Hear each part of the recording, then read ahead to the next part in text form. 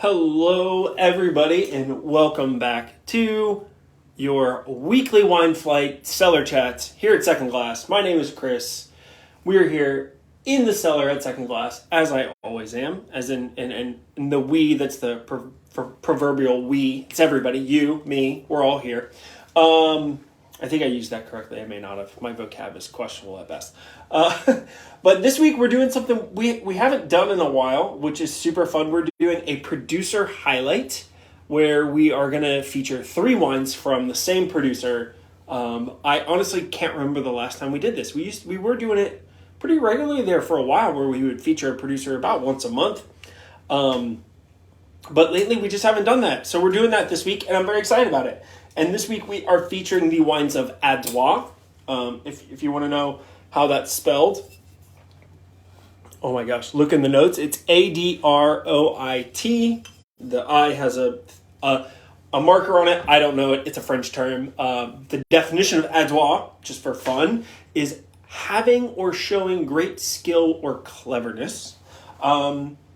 I don't know what the exact impetus for the name was from the owner here. The owner of Adroît is Master Sommelier Chris Miller, no relation to me. He's pretty amazing guy, young in his career. He runs a winery called Siebold, which is really based on Burgundian varieties, and then he has this kind of this other project, Adroît, which is kind of where he does a little more experimentation. He works with grape varieties that aren't super common, and he focuses almost exclusively within the Monterey County area. He does source some fruit from Lodi and a few other places, but his home base is Monterey County. Prior to being a winemaker and owning a winery, he was most famously the wine director at the legendary Spago, which is Wolfgang Puck's restaurant in LA. But he's now on this side of the world making delicious wines, and we are all the better for it. So let's get into it. We're starting out with some Pétillant-Natural Rosé. This is a blend of Colombard and Barbera. See how much explosiveness. Look at that. Pretty low key. Good bubbles, but nothing that's like gonna like explode out of your glass. Which, for any of you who are familiar with opening pet nats at home, sometimes you get them and you pop that crown cap and that wine goes everywhere. I most recently had somebody tell me a story. They went out to dinner at an account that I work with, and they opened a bottle of pet nat that is noted. It actually has a warning on the bottle to open like slowly, like excessive amounts of pressure, and literally the wine went everywhere. I felt very bad because that's never a fun situation, but also I kind of laughed a little bit because I've been there and I've done that.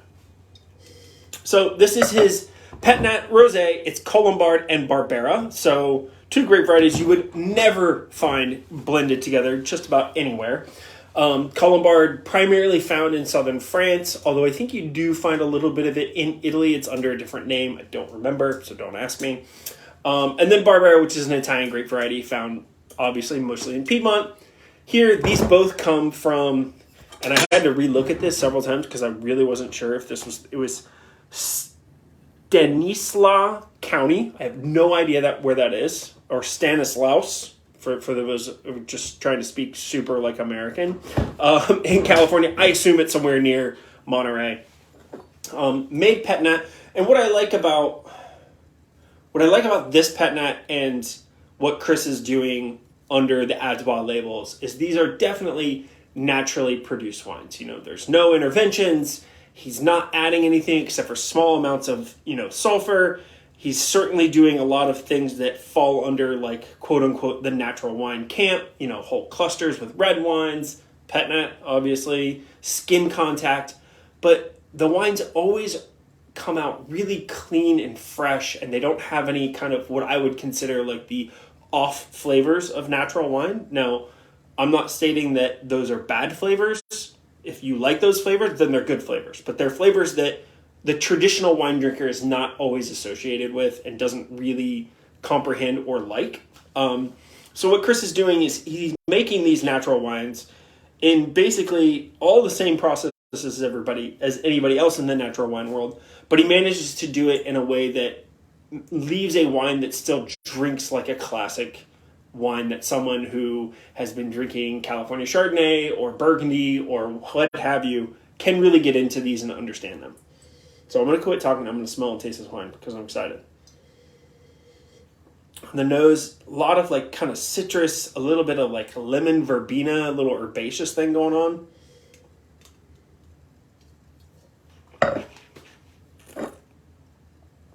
You can tell it's a very delicate rosé color, almost like onion skin salmon. Wow, mouth-watering acidity. It has that mouth-watering intensity that just makes me want to drink more of it. Like when you walk into, like if you've ever been into like a chocolate manufacturer and you just walk in and you just smell chocolate and your mouth starts to water because you're so hungry and you're like, I need this chocolate. This wine is doing that for me. It is fresh, easy drinking. The bubbles are persistent, but they're not heavy. It's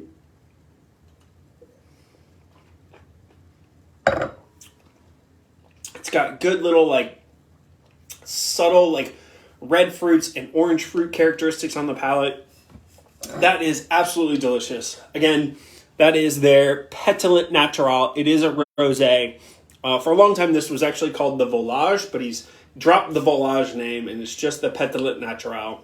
And to give you a frame of reference, he produced a whole 300 cases of this little beauty. So get out here and try some of that. All right, moving on to...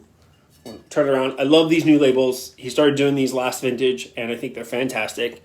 A little Ribolla Gialla, and this comes from the Basilucci, or Basilaki. I am butchering every name today. I hope everyone gets entertained by me butchering these names. Vineyard, this is in the Clements Hills in Lodi.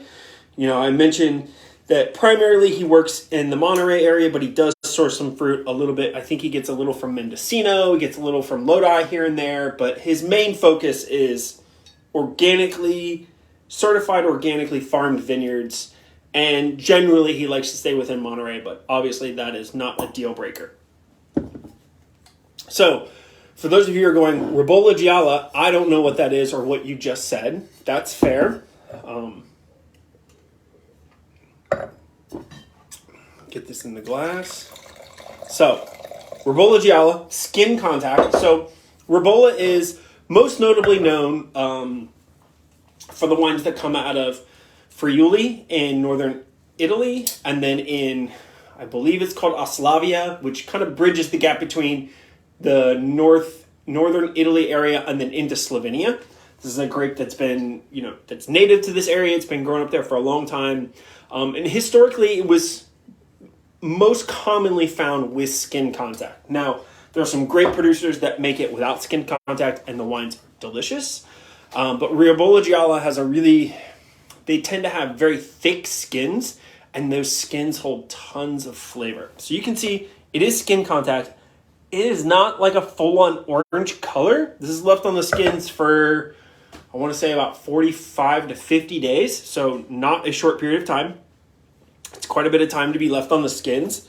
And then it's aged in neutral oak barrels. Oh my goodness. So for California, there's only, I think, 2, maybe 3 vineyards planted with Ribolla Gialla.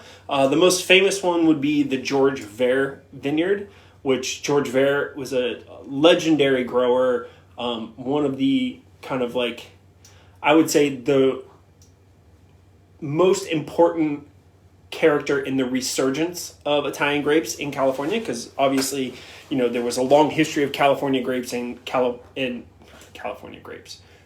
Long history of Italians and Italian grape varieties being grown in California, dating back to the gold rush and etc. And then sort of went through a downfall, and then made another kick back up with guys. Robert Mondavi brought Pinot Grigio, I know, legendary. And then, guys like George Vere, who were working with some a little bit more obscure varieties like Tokai Friulano and Ribolla Gialla. So the George Vere vineyard still exists, and for the longest time, it was really the only thing, the only Ribolla Gialla that, at least that I'm aware of. I'm sure that's not 100% true, but as far as what people are familiar with and what you can see, that was the only one I knew of. And then you've got some really cool guys out in Lodi. Like, again, I'm not going to say his name because I'm going to butcher it. But these are, I want to say, like 5 or 6 year old vines. And Chris has taken this, left it on the skins, aged it in barrels, and made this beautifully textured, rich, like so complex, so delicious wine that I'm not really sure who would not enjoy this wine. On the nose, it's a little nutty, it's a little creamy. Lots of like kind of stone fruit, orchard fruit. And then the palate is, oh my goodness. You get all that mouthfeel and structure that you would expect because of all that time left on the skins, but it's not necessarily like some wines that are done skin contact can really go in the realm of very tannic. This has some tannins, but it to me almost comes off more as just like a mouth-filling like textural element, not so much as like a bitter tannic characteristic. I know that sounds a little strange to say out loud, and you're probably thinking, I don't know what that means. I don't even care, guy. Just move on. Tell me what it tastes like. But it gives you that mouthfeel viscosity that I think people love about fuller-bodied Chardonnays. It's got a little creaminess to it. It's got a little richness as far as like riper fruits and roundness to the palate. This wine is so good. I mean, I know these other 2 wines are excellent, but if nothing else, come out and have this flight just for this wine because it is that good.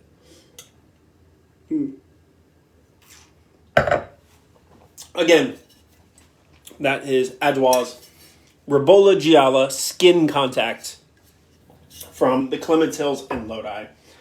All right.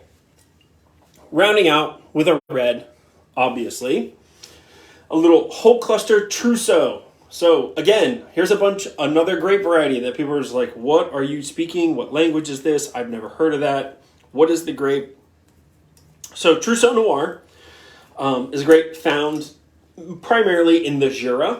You'll find it in basically other regions within and around the Jura, basically bordering the Swiss Alps on the eastern side of France. But really, Jura is the home of Trousseau, although California has been planting quite a bit of it, and people are loving it. Why would you want to drink Trousseau? It's light, it's fresh, it's kind of got crunchy red berry characteristics, not all too dissimilar from Gamay or like a lighter Pinot Noir. Here, like I mentioned, Chris likes to work with very natural, like in a very natural way. That's a better way to put it. He likes to work in a very natural way, which generally speaking, he's going to use some whole clusters. He's going to kind of experiment and play around. Like I said, his Adroît project is about experimenting. Siebold, which is his main project, is really about traditional Burgundy-inspired wines made in the Monterey region.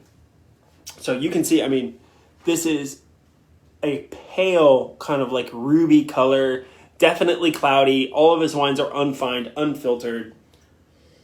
But, wow. So Celeste has had this on by the glass since we picked up these wines. She basically, whenever we get it, she buys what she can, she puts it away, and she keeps on by the glass because she likes it that much. It is the epitome of chilled red for summertime. It is so delicious, so fresh, so aromatic. I mean, all of the things that you want from a red wine in the summertime, this hits on every one of those notes. The nose has got kind of like I said, brambly, like blackberry and raspberry, but not necessarily like, a container of them, but like if you were actually like walking through like a blackberry bush and you had the smell of like the green and the herbs and the earth and everything along with those fresh, ripe blackberries and raspberries, it's all in here. Great freshness.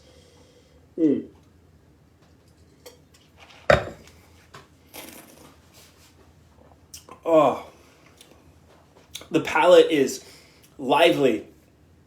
Again, a lot of acidity, and you'll find that throughout all of the wines from Adroît. Good freshness, good acidity. But what does that do for you? It means they go great with food. They're great with a little chill. They tend to be a little bit lower in alcohol, so you can drink more, which is always a win in my books.